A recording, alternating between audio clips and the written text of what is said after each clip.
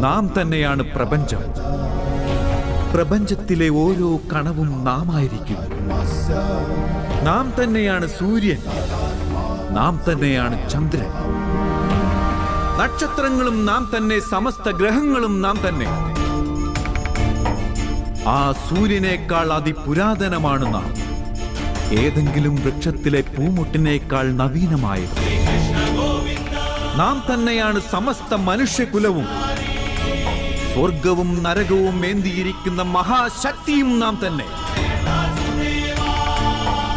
നാം തന്നെയാണ് ഈ ദുര്യോധനൻ. ഈ അർജുനനും നാം തന്നെയാണ് പാർത്ത.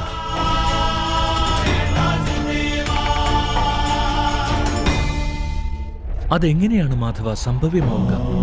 അങ്ങയുടെ ജന്മമാകുന്നത് നിരവധി പേർ അവരുടെ ജീവിതകാലത്ത് ദർശിച്ചതാണ്.